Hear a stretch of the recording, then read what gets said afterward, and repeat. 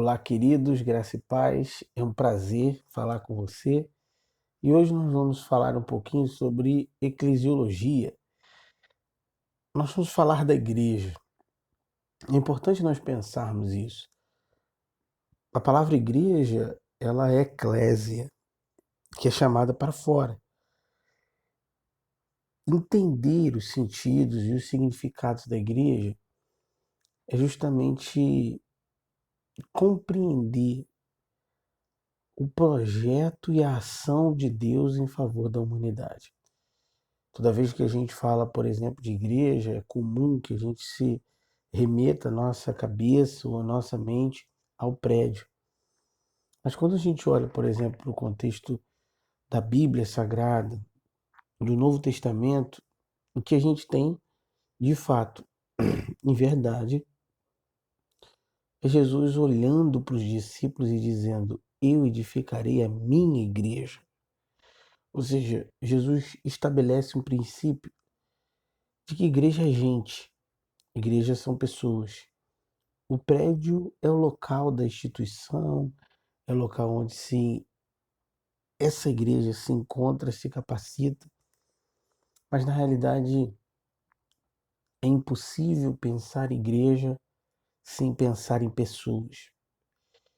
Então, estudar a doutrina da igreja ou estudar a eclesiologia na ramificação sistemática é justamente pensar como que essa igreja funciona, como que esta comunidade age. Então, a partir daí, nós vamos justamente desfrutar disso. Quando a gente pega o teólogo Wayne Grudem, ele vai dizer que igreja é a comunidade de todos os santos, de toda parte e de todos os tempos. O teólogo Eric Millard Erickson, também é um teólogo batista, ele vai dizer que igreja é uma comunidade espiritual que substituiu Israel como povo de Deus na terra. Todos os cristãos são um em Cristo, apesar de suas diferenças, origens e experiências. O Novo Testamento também tem duas palavras derivadas da Septuaginta, quais sejam eclésia, de eclesabal, chamar, chamar para fora, convocar, e sinagoga, que significa reunir-se ou reunir. Então, o sentido da igreja ou da palavra igreja é esse chamado para fora. E ele está chamando as pessoas.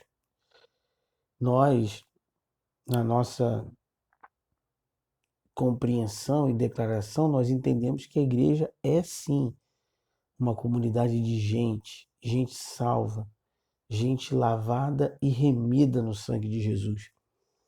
A igreja é composta de pessoas, ela é instituída por pessoas. Olhando nessa perspectiva, essa igreja ela tem duas realidades.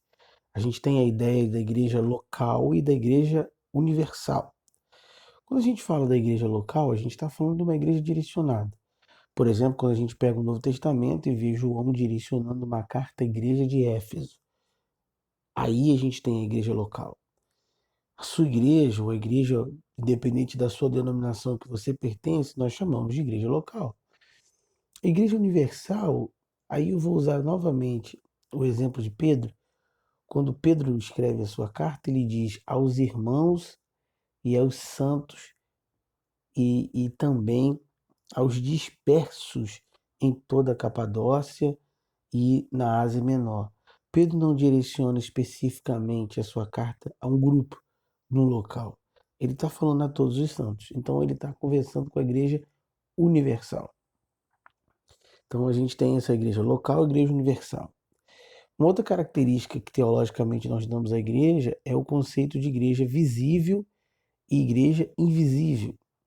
O que seria a igreja visível? A igreja visível também é essa igreja local.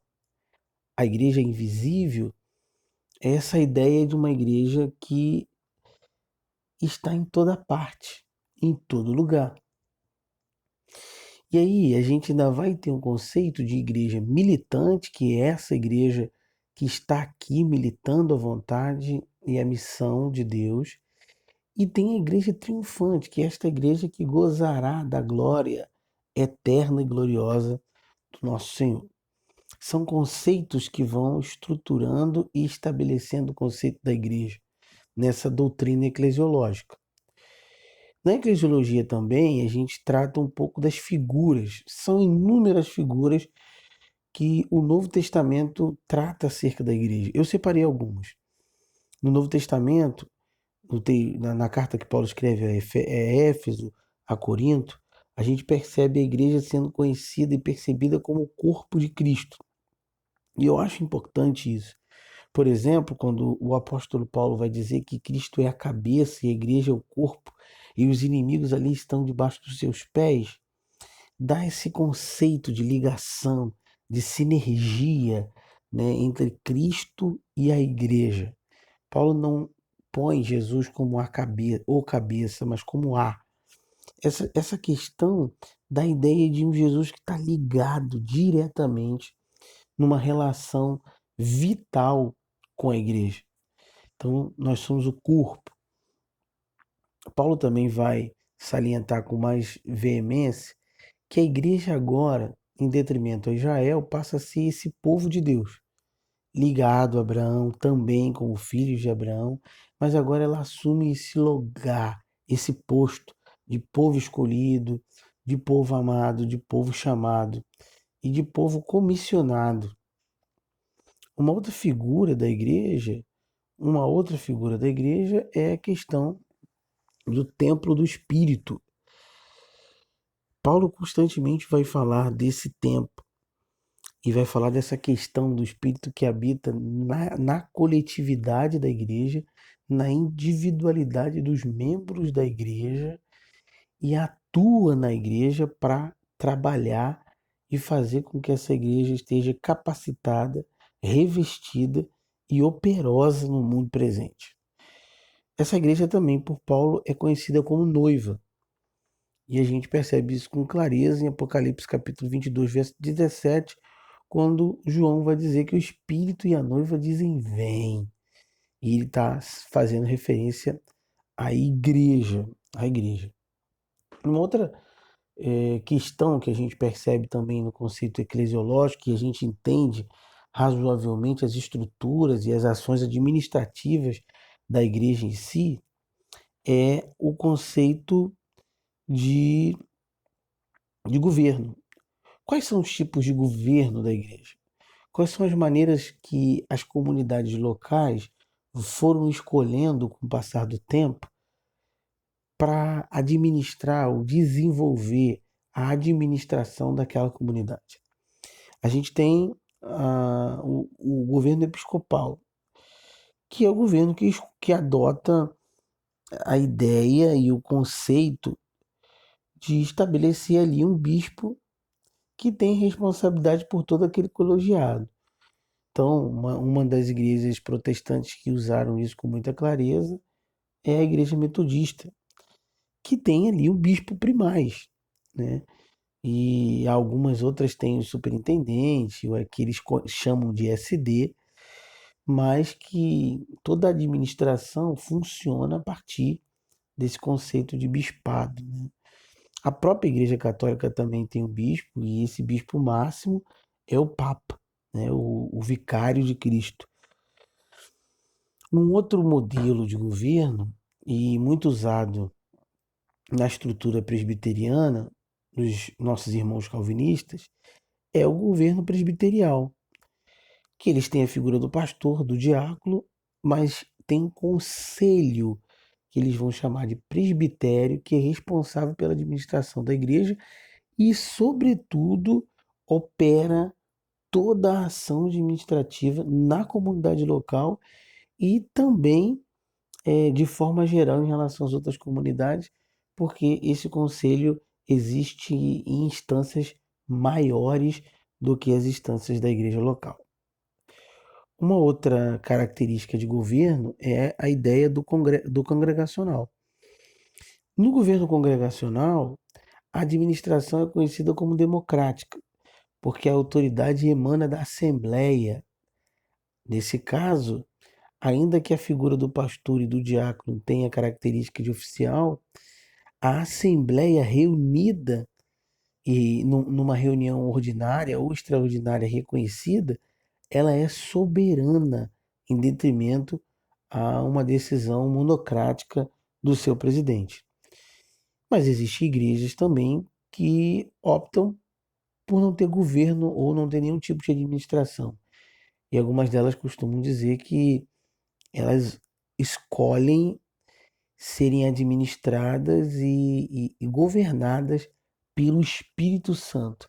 E aí, toda a ação e todo o direcionamento daquela comunidade de fé vai acontecer a partir das experiências e das questões vividas ali pela comunidade ou pelo seu líder ou por aqueles que serão os seus porta-vozes.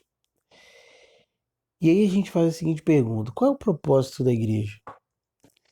Tanto o Wagner, o Gruden, o Millard Erickson, o Bancroft, o Langston, concordam que a igreja tem pelo menos 4 pilares no que tange ao seu propósito. O primeiro pilar é a adoração, que é uma atividade coletiva, uma atividade de contemplação que acontece no seio da igreja e na reunião da comunidade.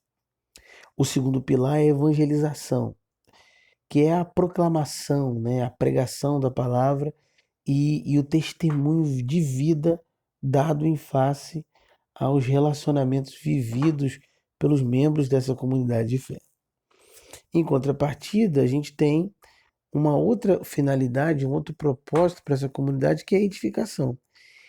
E essa edificação vai acontecer justamente a partir da declaração, né, e da instrução, do ensino, da dedicação ao esclarecimento da palavra. Por fim, o propósito final dessa comunidade de fé é aquilo que os teólogos vão chamar de preocupação social, que é justamente a ação dessa igreja em declarar e cuidar dos pobres, dos órfãos, dos injustiçados, dos oprimidos e dos cansados. Assim a gente conclui de forma clara que a igreja tem o pilar da adoração, da evangelização, da edificação e da ação social. Quais são as ordenanças que vão liturgicamente aparecer nas relações desta comunidade? Primeiro, o batismo e segundo, a ceia. É claro que o batismo é uma prática milenar que existe no judaísmo e em outras culturas, e que o sentido do batismo é de purificação. Há muitas confusões e muitas discussões se fizeram com o decorrer do tempo. Há um modelo de batismo, imersão, aspersão, uma discussão terrível que existiu nesse conceito, por essa linha, o batismo infantil, que é praticado por algumas igrejas, como a igreja presbiteriana, a igreja católica e outras. Algumas igrejas protestantes, como os batistas, os congregacionais, os metodistas, decidiram não fazer isso, não batizar crianças. E resolveram determinar uma relação com o batismo, encarando o mesmo como um compromisso assumido publicamente. O batismo não tem uma característica de sacralidade, ele não é um sacramento, como pensam os católicos, mas ele é uma ordenança. Ele é uma ação de compromisso público. O batismo é aquilo que a gente chama de fé pública e declarada diante da, da comunidade, do mundo e das pessoas. Ele não salva e nem confere graça. Uma outra discussão que se tem é a questão da própria ceia. E aí a ceia também tem alguns tipos de ceia: ceia livre, ultra livre, restrita e ultra restrita. A restrita é restrita à comunidade local, aos membros de uma única denominação. A outra restrita àquela comunidade local. A livre é para todos os salvos em Cristo. E a outra livre é para todas as pessoas que queiram participar.